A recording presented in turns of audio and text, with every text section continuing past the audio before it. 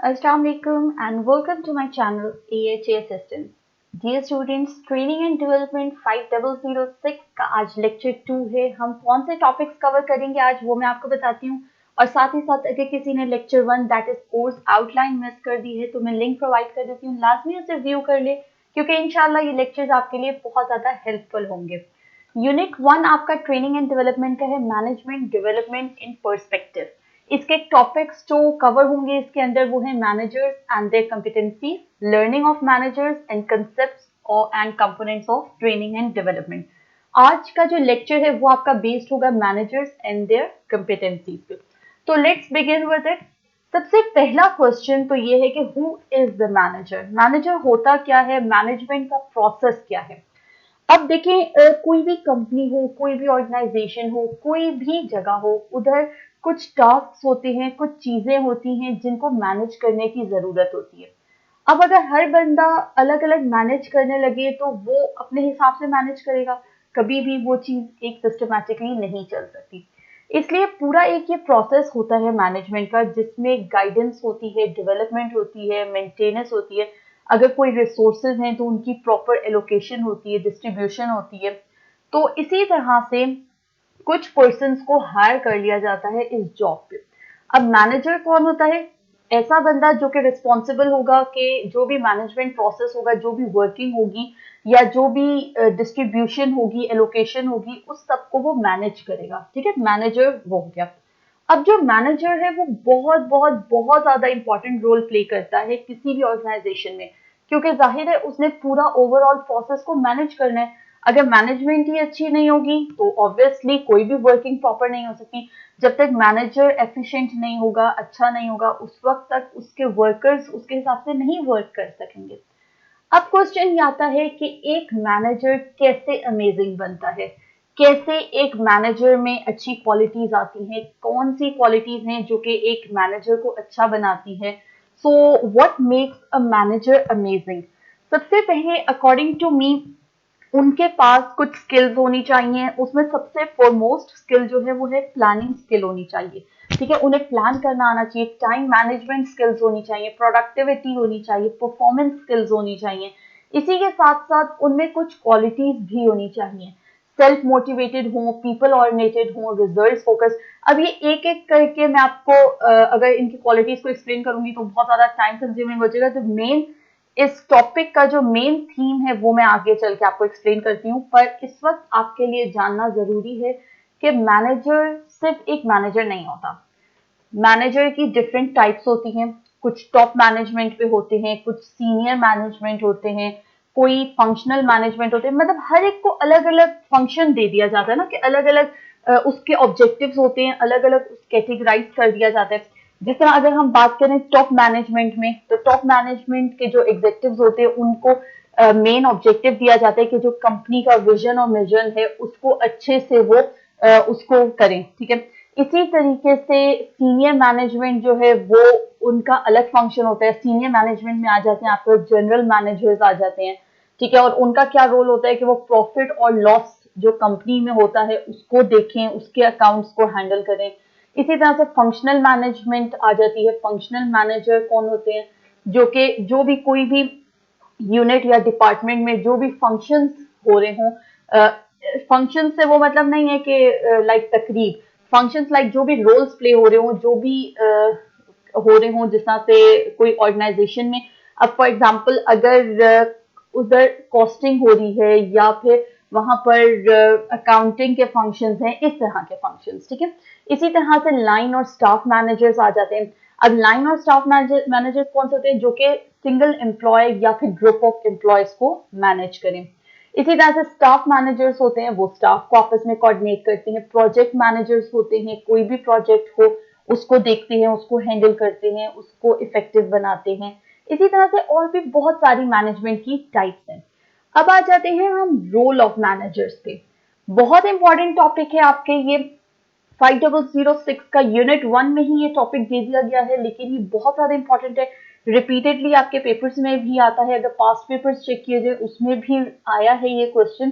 तो इसलिए बहुत गौर से इसके लेक्चर को आपने सुनना है, क्योंकि लेक्चर देने का मकसद यही है कि बस आप लेक्चर सुनने के बाद ना आप खुद से लिख सकें, आपको दोबारा से सॉफ्ट कॉपी बुक्स को खोल के पढ़ना ना पड़े, क्योंकि अगर आपको उनको ही दोबारा पढ़ना पड़ेगा फिर इस लेक्चर का मकसद ही नहीं बनता। तो इसलिए गौर से सुनिएगा। और रोल ऑफ मैनेजर्स, अब बेसिकली अगर हम बिल्कुल जनरली बात करें ना, तो बेसिक जो फंक्शंस होते हैं या बेसिक जो रोल्स होते हैं वो 4 रोल्स होते हैं। उसमें सबसे पहला आ जाता है कि प्लानिंग करना। कोई भी चीज है, कोई भी गोल्स है, हर ऑर्गेनाइजेशन के, हर कंपनी के कोई ना कोई मिशन होते हैं, कोई ना कोई विजन्स होते हैं, उनको प्लान करना, उनको गोल देखना कि हमारा ये गोल है, हमने ये अचीव करना है, ठीक है, उसको प्लान करना। उसके बाद अब प्लानिंग हो गई ना, तो अब ऑर्गेनाइजिंग भी होती है, ठीक है। अब जाहिर है अब प्लानिंग के बाद जो जो चीजें उसमें रिक्वायर्ड हैं, रिसोर्सेज रिक्वायर्ड हैं या लेबर रिक्वायर्ड है, एम्प्लॉयज रिक्वायर्ड है, उनको प्रॉपरली ऑर्गेनाइज करना। उसके बाद फिर उन्हें कंट्रोल करना। थर्ड फंक्शन आ जाता है कंट्रोलिंग का, कि अब जाहिर है अब प्लानिंग भी हो गई, ऑर्गेनाइजिंग भी हो गई, अब उन्हें कंट्रोल किस तरह करेंगे, उन्हें किस तरह से मोटिवेट करेंगे, किस तरह से उन्हें एवेलुएट करेंगे कि क्या वो सही काम कर रहे हैं नहीं कर रहे, उन्हें मॉनिटर कैसे करेंगे। इसी तरह से लीडिंग, लीडिंग आ जाता है कि एम्प्लॉयज को लीड करें। सबसे जाहिर है लीडिंग में क्या आ जाता है कि आप एम्प्लॉयज को एज अ रोल मॉडल बताएं कि आपने क्या करना है, किस तरह से आपने वर्किंग करनी है। ये तो हो जाते हैं कुछ बेसिक फंक्शंस जो कि बेसिक रोल्स जो कि मैनेजर के होते हैं, ठीक है। मैनेजमेंट फंक्शंस में प्लानिंग, ऑर्गेनाइजिंग, कंट्रोलिंग और लीडिंग आ जाता है। लेकिन इन डिटेल कुछ रोल्स होते हैं जो मैनेजर्स के लिए स्पेसिफाइड होते हैं। एक एक करके वो रोल्स मैं आपके साथ डिस्कस करूंगी, पर उससे पहले सबसे पहले इंपॉर्टेंट बात कि जनरल मैनेजर की रिस्पॉन्सिबिलिटीज क्या होती हैं, ठीक है। अब अगर हम जनरली बात करें तो जो डेली ऑपरेशंस हो रहे होते हैं कंपनी में, या कोई भी स्ट्रैटेजी बनाई जा रही होती है जो कि कंपनी को आगे प्रमोट करेगी, ऑर्गेनाइजेशन को, इसी तरह से एम्प्लॉयज को आपस में इंगेज करना, डिफरेंट जो कस्टमर्स हैं उनके लिए कुछ इस तरह की प्रमोशनल एक्टिविटीज ऑर्गेनाइज करना, उनको इंगेज करना। इसी तरह से जो ऑर्गेनाइजेशन के गोल्स हैं उन्हें देखना कि वो क्या प्रॉपरली इम्प्लीमेंट हो रहे हैं नहीं हो रहे, ठीक है। ये सारी कुछ रिस्पॉन्सिबिलिटीज आ जाती हैं। अब जब रिस्पॉन्सिबिलिटीज होंगी तो जाहिर है उस हिसाब से रोल्स होंगे, फंक्शंस होंगे, ठीक है। अब क्या रोल्स और फंक्शंस होते हैं वो अब हम डिस्कस करने जा रहे हैं। वैसे तो बहुत सारे रोल्स हैं एक मैनेजर के, लेकिन हम एक पर्टिकुलर मॉडल लेंगे जिस मॉडल की हेल्प से मैं आपको टोटल रोल्स बताऊंगी, जो कि आपके 10 रोल्स हैं, ठीक है। मिन्सबर्ग का ये सेट है। मिन्सबर्ग के अकॉर्डिंग आपके जो मैनेजर के रोल्स हैं वो 3 पार्ट्स में डिस्ट्रीब्यूट हुए हुए हैं। उसमें सबसे पहला है इंटरपर्सनल रोल्स, सेकेंड है इंफॉर्मेशनल रोल्स, थर्ड है डिसीजनल रोल्स, इस तरह से, और उसकी आगे सब कैटेगरीज हैं, ठीक है। एक एक करके हम इनको स्टडी करते हैं ताकि आपको अच्छे से समझ आ जाए। सबसे पहले देख लेते हैं इंटरपर्सनल को, ठीक है। इंटरपर्सनल रोल्स कौन से होते हैं आपके?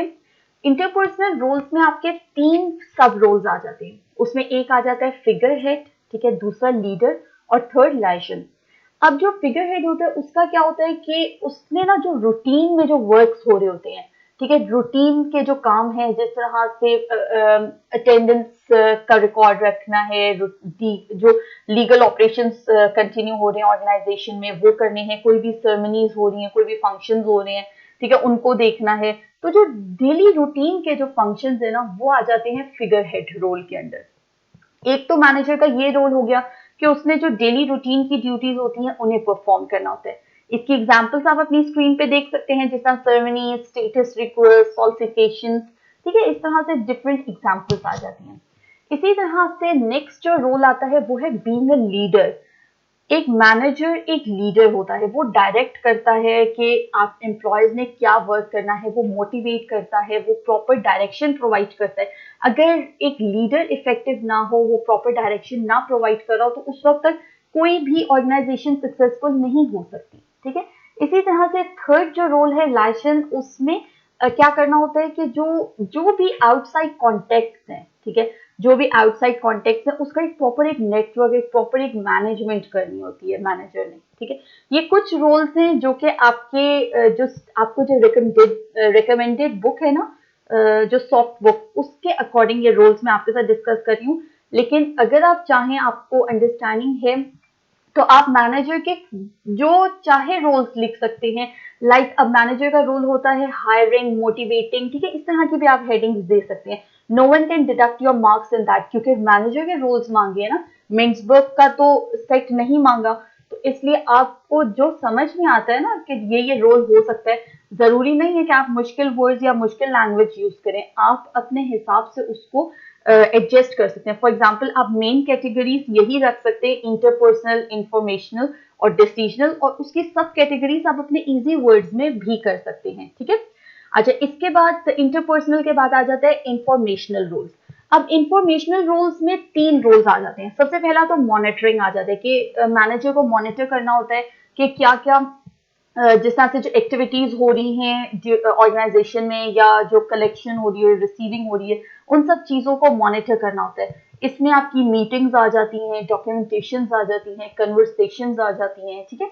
इसी तरह से अगर डिसेमिनेटर का रोल देखा जाए तो उसकी क्या ड्यूटी होती है कि जो भी इंफॉर्मेशन है, ठीक है, जो भी इंफॉर्मेशन है, जो भी कोई आउटसाइडर्स की तरफ से है या इंटरनली ऑर्गेनाइजेशन की तरफ से, उस सारी इंफॉर्मेशन को मैनेज करके जिस जिस बंदे तक वो इंफॉर्मेशन पहुंचनी चाहिए ना, उस तक उसे फॉरवर्ड करता है। इस काम में कुछ एग्जांपल्स इस तरह से आ जाती हैं कि जैसे मेल फॉरवर्ड करनी हो गई, ठीक है, कुछ वर्बल कॉन्टेक्ट्स हो गए, इसी तरह से कुछ सेशंस हो गए, वो सारी चीजें आ जाती हैं इस रोल के अंदर। इसी तरह से थर्ड रोल जो इंफॉर्मेशनल रोल के अंदर आता है वो है स्पोक्स पर्सन। अब स्पोक्स पर्सन कौन होता है? स्पोक्स पर्सन में क्या होता है कि एक मैनेजर को ना जो भी इंफॉर्मेशन होती है वो उसको ट्रांसमिट करनी होती है, यानी वो उसको इंफॉर्मेशन को फैलाना होता है, बताना होता है लोगों को।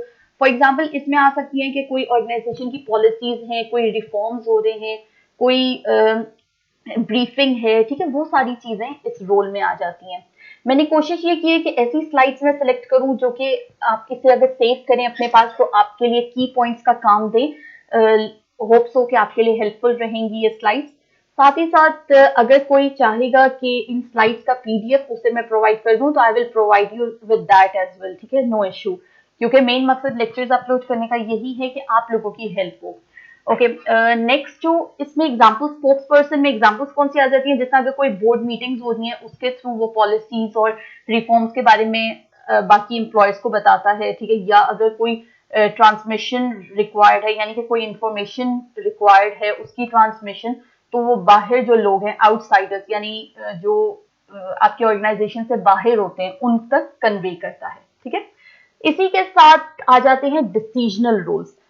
पहले हमने डिस्कस किए इंटरपर्सनल रोल्स, फिर हमने इंफॉर्मेशनल रोल्स डिस्कस किए, और अब जो थर्ड कैटेगरी है ना डिसीजनल रोल्स की, एक मैनेजर का ना बहुत बड़ा रोल होता है कोई भी चीज डिसाइड करने में।